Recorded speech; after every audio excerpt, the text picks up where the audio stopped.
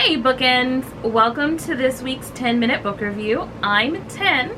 Today's book review is going to be on The Naked Truth by La-Tasha Summerlin. Can you see it? Well, I'm going to have the picture up anyway. We like to start off every book review with a star point, as in how many stars did this particular book garner out of 10, and a rating, as in if this was a movie, what would we rate it? Star point, this book is a 10 out of 10. We're going to get into why that is. And rating, this book would probably, I want to say a PG, but there are some parts in it that, there's nothing graphic in this book. You're not going to learn how to have sex in this book. You're not going to learn how to kill people. You're not going to learn how to do drugs. There's none of that in this book. But there is some subject matter in it that may be a little too much for someone under the age of 13. I personally would actually recommend this book to someone 12 and older, but I would put it under the umbrella of PG-13. Full disclosure, we received this book for free for the purpose of an open and honest review. So jumping right on in, this book is a story of the author herself. It's an autobiography, more like a, I won't say autobiography, it's more like a memoir. It starts from when she is a teenager, and she's raised in a religious home. She's raised as a Jehovah's Witness. At least her mother is a Jehovah's Witness. It doesn't quite mention what her father is, but either he's not religious or he's not a Jehovah's Witness, or maybe he's fallen away from it. Not 100% sure, but her mother is devoutly Jehovah's Witness, and she's being raised as a Jehovah's Witness. Her parents go through some domestic violence, well, I should say domestic issues. I don't know that her father was violent. He might have just been mouthy and aggressive. Like, it might have been verbal abuse, but he may not have been physically abusive. But her parents go through some domestic issues, and so they end up splitting up multiple times, and but getting back together multiple times. La-Tasha ends up getting pregnant as a teenager, and the book chronicles her journeys from being a good girl to a good girl gone bad to getting her life back on track. I love this book. As you see, I've noted it. I haven't done that in a while, and it looks a little messed up, the book, but that's okay. The things that I love I carry around with me, and I use them hard. You know, my husband looks nothing like how he looked when I first met him 15 years ago, because the things I love I use a lot. So I'm just gonna read off some things from this book that really got me. First of all, I'm gonna say that we have a very similar background, and so that was interesting for me. She grew up in a very religious household, and you don't read a lot of books where people are raised as a Jehovah's Witness or as a Muslim or as a Latter-day Saint. You don't get a lot of books where someone is raised in a religious home, and even though they decide to do their own thing, still have a deep faith. So I like that even though she decided to do her own thing, it still showed that she has faith in her beliefs. But I just want to read a few things. So this is on page 26. A little post-it. My post-it says deep. I don't know if you can see it, but it says deep. Yes, it was uncomfortable to all of us, but if she never took the chance, she'd only be left with what she had for the moment instead of all she had to gain in a lifetime. So this quote comes from when she was saying that her mother took them to live in a shelter, and how uncomfortable her mother was, and how her mother would have probably preferred to have been living in her own house instead of living in a women's shelter with her 3 kids. But her mother made that decision because she had to be uncomfortable at that moment in order for her to get to where she needed to be, which was away from a man who wasn't treating her properly and into a better living situation. And I thought that was very interesting, because in life you have 2 options: either get out of your comfort zone and see what's out there, whether it's good or bad, or stay in your comfort zone and deal with whatever you're dealing with right now, which is either good or bad. I'm sorry, sounds of the hood, because it's summer.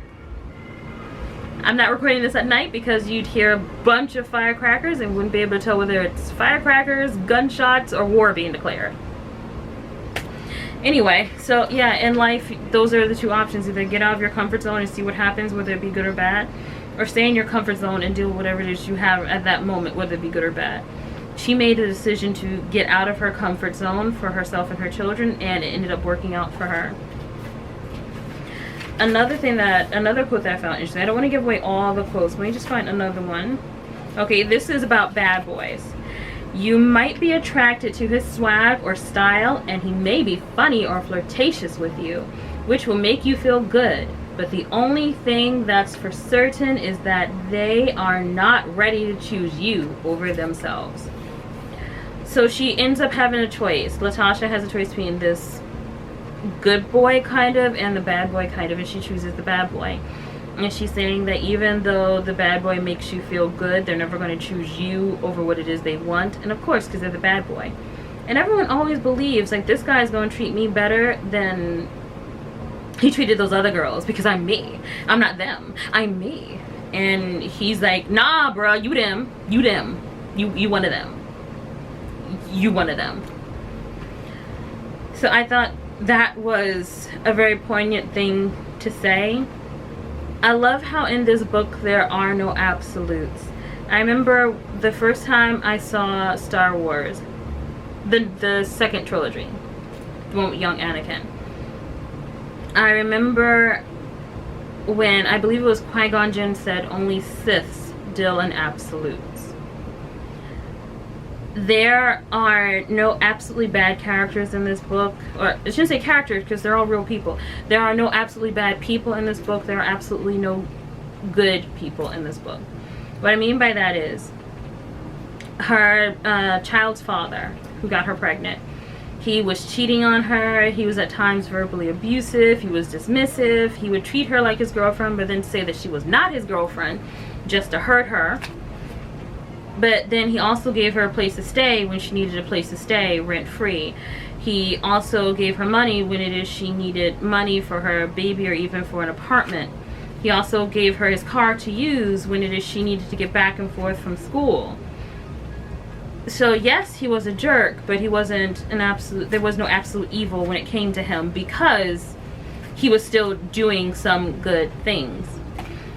Her mother and father put her out when they found out that she was pregnant, and that's not an okay thing to do. And let me just say, that is not a Jehovah's Witness thing. I looked that up. There was an Awake article from either the early 2000s or late 1990s.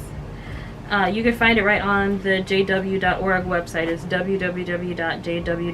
Just type in teen pregnancy. There is a article in a magazine called The Awake that says if a teenage girl becomes pregnant, do not make her get married, do not put her out, help her to complete her education. So yeah, that is not a Jehovah's Witness thing. That was a personal thing. Even with that though, even with her mother putting her out, her mother and father putting her out, whenever she wanted to come back home, whenever she felt like she didn't have any place to stay, there was still a place for her at her parents' house after she had her baby. And her parents didn't put her out into the street. They took her to another relative's house, which I think her mother probably felt was better than what happened to her, because apparently her mother got pregnant when she was a teenager too, and her father told her to go live in her car. Like, you'll be all right, your car has heat.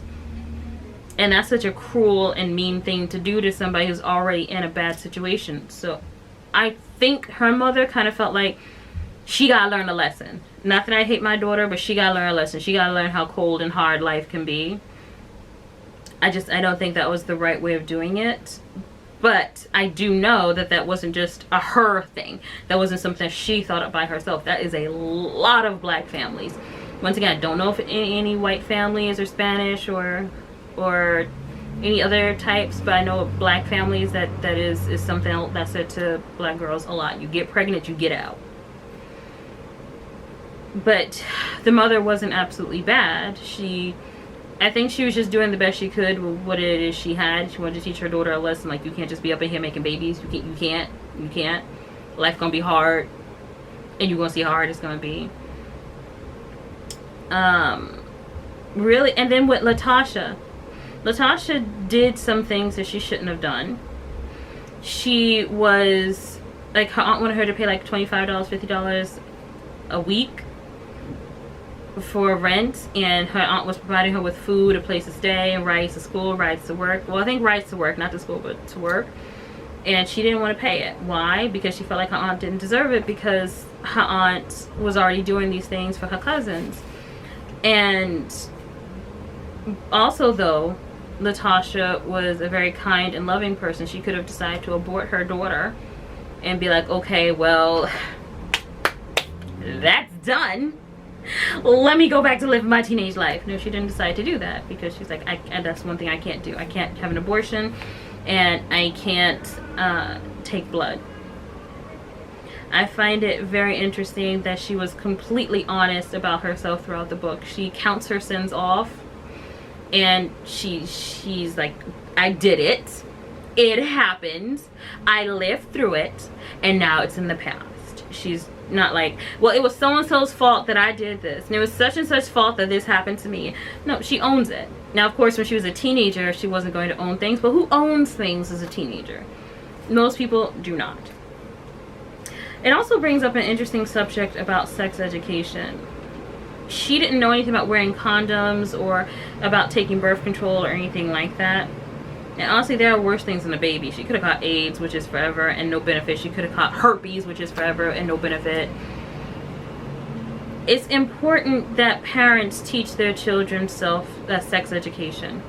Even if they're in a very conservative religion or a very religious background, they still need to teach them sexual education.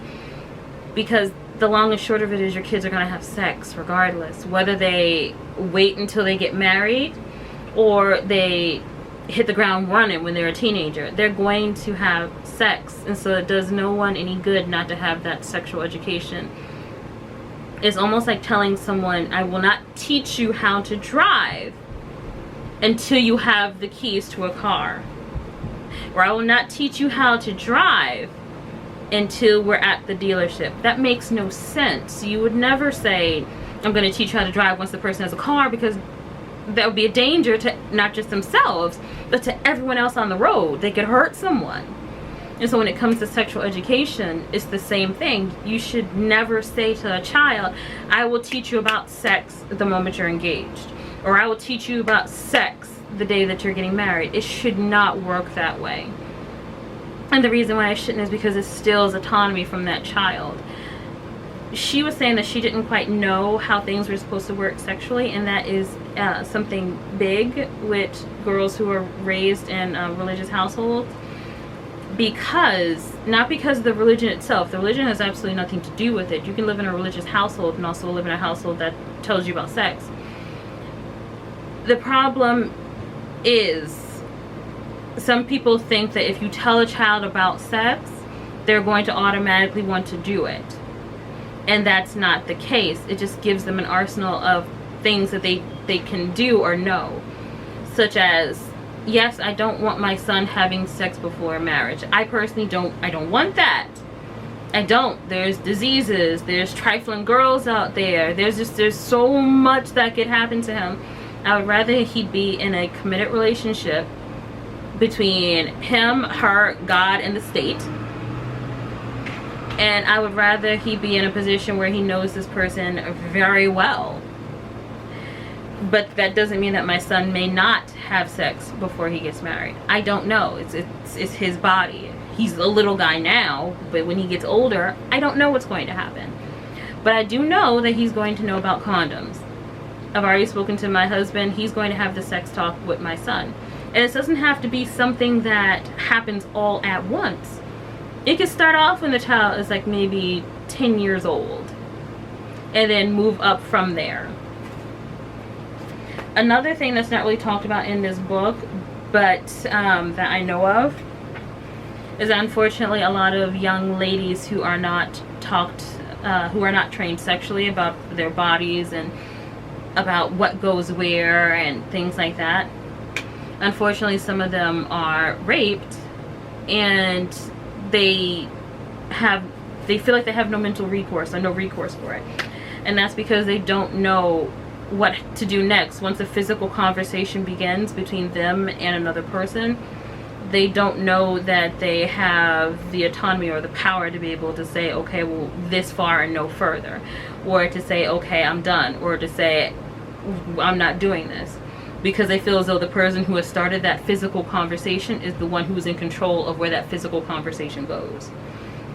And that's unfortunate, because if they had had that sexual education, they would know, okay, well, this starts off that and that goes to this, and they would know when to say no, or they would know to say no from the beginning. But because they don't have that education, they're not able to do so. Some other things in the book that I thought were very interesting were that despite the issues that she had with her family, sometimes they were always there for her, which I think is something beautiful in the Black community when it comes to families too. Like, we will fuss, we will fight, we will argue, we will leave, but at the end of the day, it's like, I need some place to stay. Okay, fine, the door is open. I need something to eat. Okay, fine, I made dinner.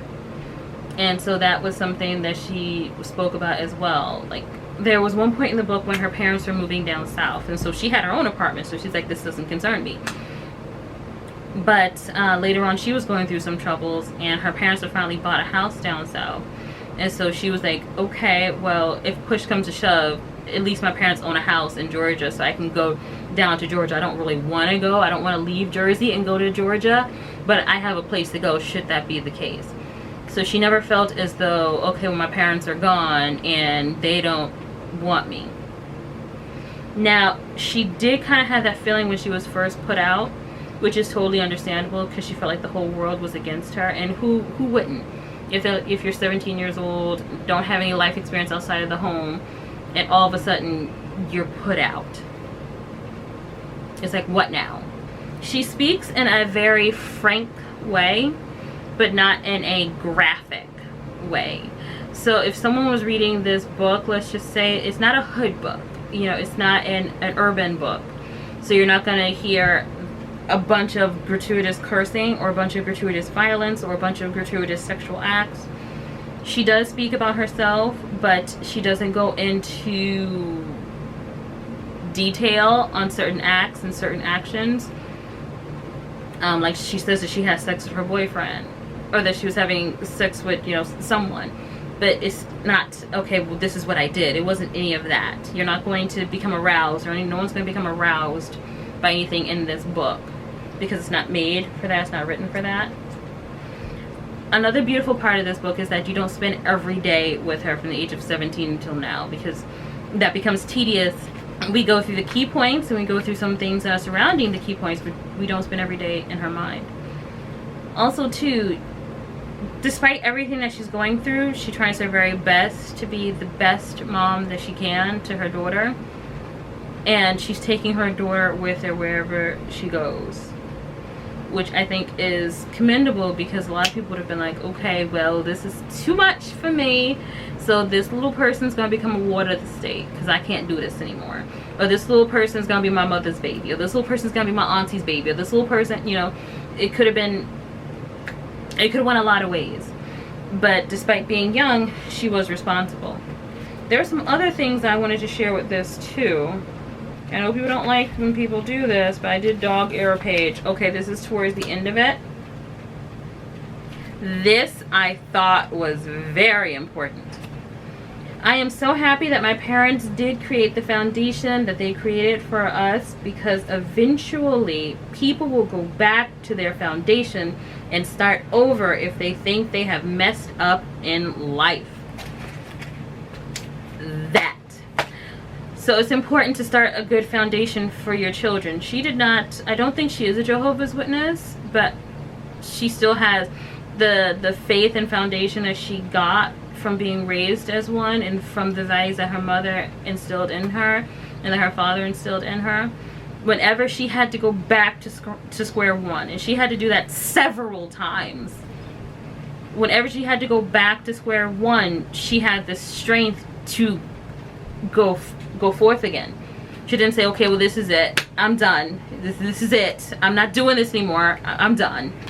No, she went back to her foundation, which is her faith, and she built up from there. She prayed and she kept moving, prayed and kept moving, prayed and kept moving.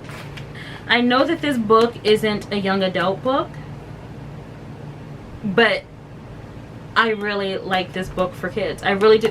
I really do. Because it's so important for children to be able to see, okay, this is what could happen, but that doesn't mean your life is over. Just because A happened, that doesn't mean that you're automatically being forced into Z. No. B will still come, and so will C, and so will D. You just have to work a little bit harder than other people to get to B. That's it, but it'll still happen. I have 2 nieces, and once they both turn 12, one is 5, the other is 9. Once they both turn 12 or 13, I'm getting this book for them. This book is mine. This book I'm going to end up giving to my son. I know that it's from a woman's perspective, but once my son turns about 13, 14, this book is going to be his. So I'm going to keep this in a safe place.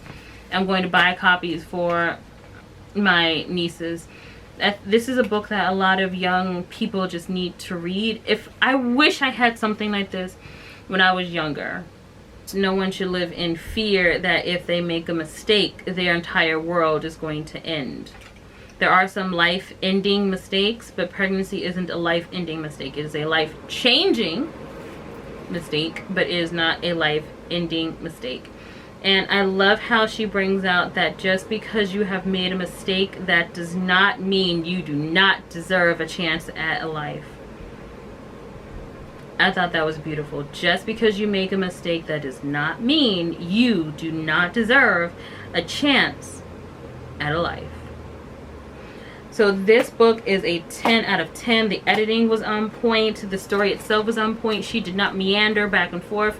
It was pretty linear. It didn't go backwards too much. It was pretty linear. It started from when she was a teenager and it moved forward. I don't think it's it didn't end at the present date, but it ended with her speaking. So it didn't like take her from 17 to whatever age she is right now. It took from like 17 to maybe 20 or so. 20, 25, something like that.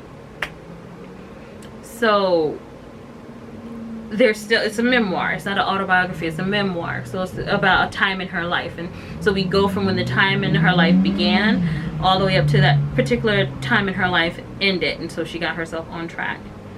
I love this book. It is highly recommended.